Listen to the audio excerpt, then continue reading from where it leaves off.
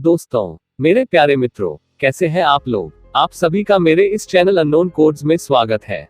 चलिए शुरू करते हैं, पर पहले आपसे ये अपील है कि दोस्तों वीडियो को शेयर, लाइक और सब्सक्राइब जरूर करें अगर अभी तक ना करा हो, और हमारे चैनल के दूसरे वीडियोस भी देखिएगा जरूर। इससे मुझे सपोर्ट मिलता है और चैनल को भी सपोर्ट मिलता है।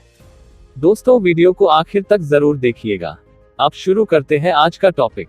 दुनिया का वो सबसे आत्मनिर्भर देश जो है लोगों के लिए एक अनजानी जगह। हो सकता है कि आपने नक्शिवन का नाम कभी न सुना हो। अजरबैजान का यह स्वायत्त गणराज्य ट्रांस काकेशियन पठार पर स्थित है। नक्शिवन चारों तरफ से आर्मेनिया, ईरान और तुर्की के बीच फंसा है। यह पूर्व सोवियत संघ के सबसे अलग थलग आउटपोस्ट में से एक है और यहाँ ना के बराबर सैलानी आते हैं। आर्मेनिया की 80 से 130 किलोमीटर चौड़ी पट्टी इसे अपने देश अजरबैजान से अलग करती है।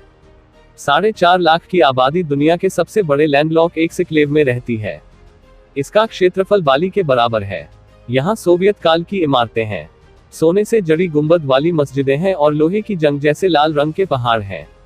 यहाँ के एक ऊंचे मकबरे में हजरत नबी को दफनाया गया था।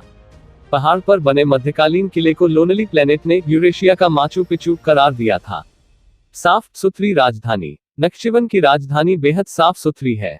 हर सप्ताह सरकारी कर्मचारी यहाँ पेड़ लगाते हैं और सफाई करते हैं। बिखरते सोवियत संघ से सबसे पहले यहीं आजादी का ऐलान किया गया था, लिथुएनिया से कुछ महीने पहले। उसके एक पखवाड़े बाद ही यह अजरबैजान में शामिल हो गया था।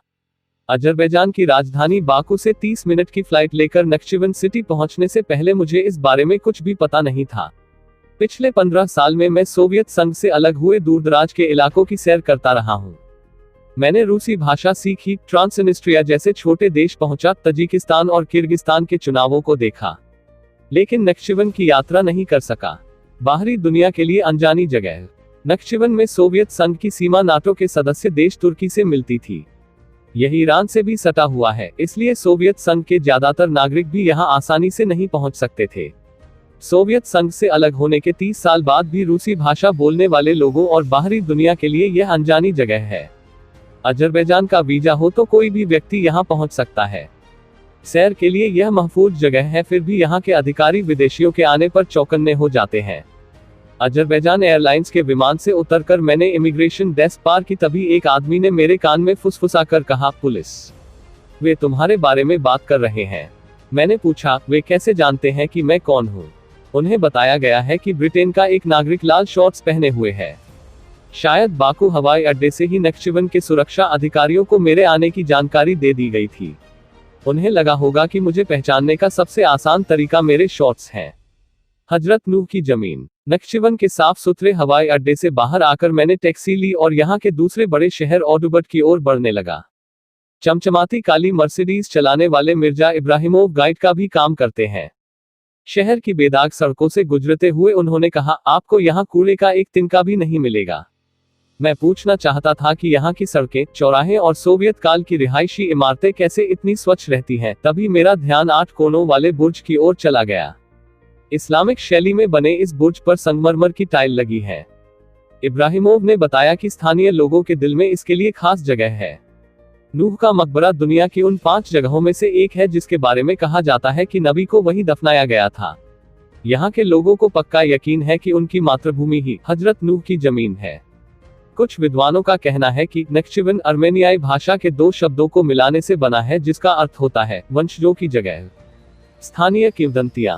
कुछ लोगों का मानना है कि यह पुरानी फारसी के नख नूह और चिवन स्थान से मिलकर बना है, जिसका अर्थ हुआ नूह का स्थान। स्थानीय किंवदंतियों के मुताबिक जब कयामत की बाढ़ का पानी घटा तो नूह की नाव वेलेंडाग पहाड़ी पर रुकी। उसके निशान पहाड़ी की चोटी पर आज भी दिखते हैं।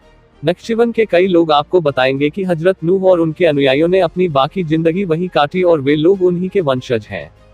इब्राहिमोव ने जिस दिन मुझे बताया कि नूह की नाव पानी में डूबी पहाड़ी की चोटी से कैसे टकराई थी, उसके कुछ ही दिन बाद एक बूढ़े व्यक्ति ने ओडुबट में पार्क की बेंच पर बैठे बैठे पर अपनी जलती हुई सिगरेट से इशारा करके बताया, वो उस जगह पहाड़ी के ऊपर नूह की नाव खुद रुक गई थी।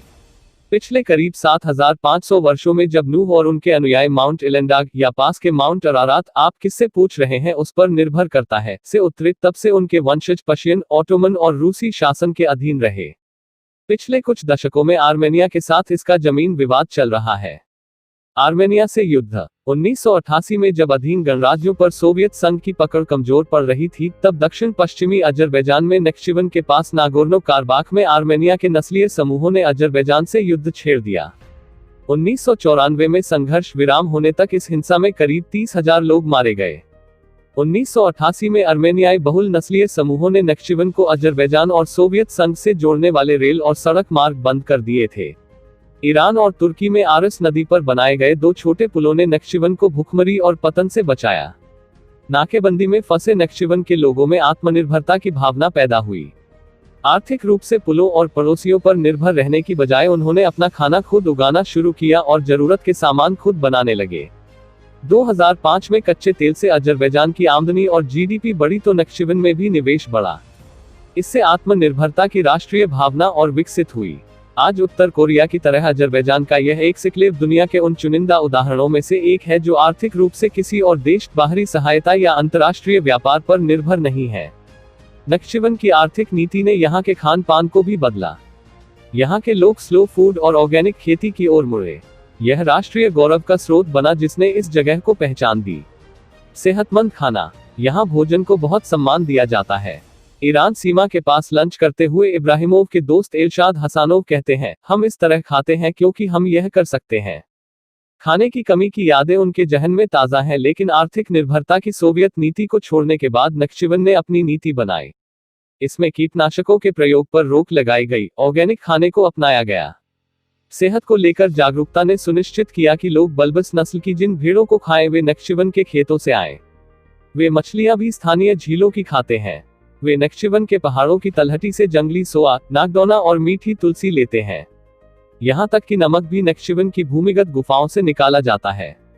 खाने की मेज पर मेमने का गोश्त रखा गया।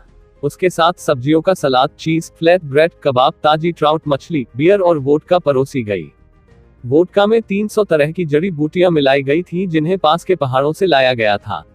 हर जड़ी बूटी से किसी न किसी बीमारी का इलाज होता है। मैंने नख्चिवन की ऑर्गेनिक और स्थानीय खाने के बारे में पूछा तो हसनोव ने खुशहाली का हवाला दिया।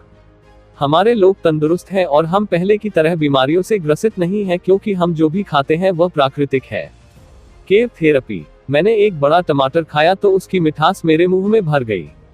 बेशक अब तक मैंने जितने टमाटर चखे थे उनमें यह सबसे बढ़िया था। नख्चिवन के लोग आनुवांशिक रूप से संवर्धित खाना, जीएमओ फूड नहीं खाते, मगर वे इतना ही नहीं करते। राजधानी से 14 किलोमीटर डिजडाक की नमक गुफा है।